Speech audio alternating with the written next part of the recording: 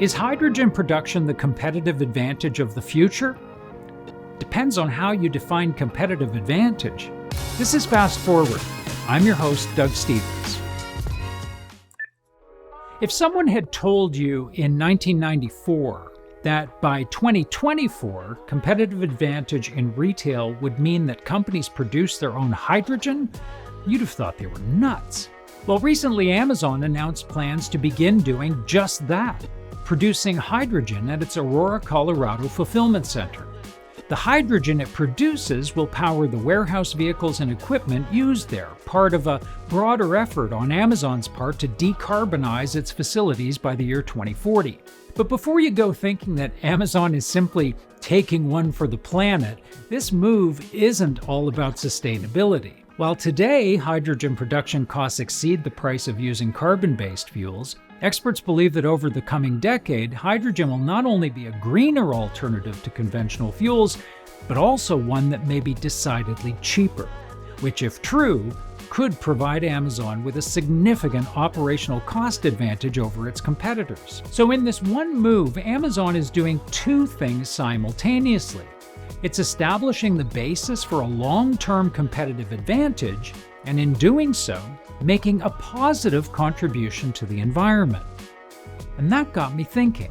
Historically, companies have gained competitive advantage by extracting value from societal systems, extracting workers from the public education system to fill their ranks, extracting low-paid labor to better reward shareholders, extracting profitability by offshoring production to cheaper countries, and extracting growth by gobbling up natural resources. But what if this move by Amazon is merely the visible tip of a deeper and more historic transformation in what competitive advantage in business even means? What if the new era of competitive advantage isn't simply about corporations selfishly extracting value from the systems that support society, like our failing public education system that offers declining standards and escalating student debt, like our system of capitalism, which has clearly ceased to work for the average worker, industrialism that's run amok chasing low costs to every corner of the planet,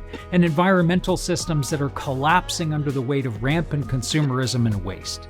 What if the future of competitive advantage is gained by companies not through extracting from, but by contributing to these very same systems, and in doing so, gaining an upper hand on their competitors? I, for one, believe that we're already seeing the early signals of just such a change, with companies already rethinking the very nature of competitive advantage.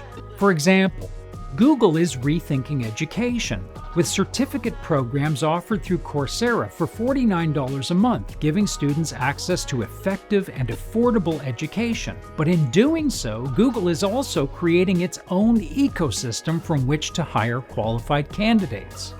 Walmart is rethinking the concept of capitalism, offering its store managers stock grants of up to $20,000 a year, giving them not just a wage, but equity in the company's financial future. But in the process, Walmart is also fostering higher performance, retention, and loyalty among store managers.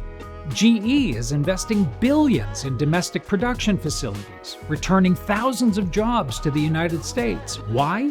Because in the process, they're also de-risking and adding flexibility to their supply chain. The future of competitive advantage is no longer about extracting value from societal systems that have little left to give.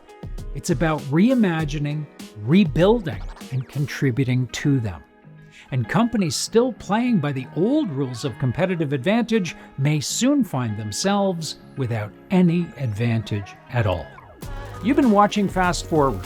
If you'd like to see more videos like this one, hit the like and subscribe buttons below. See you next time.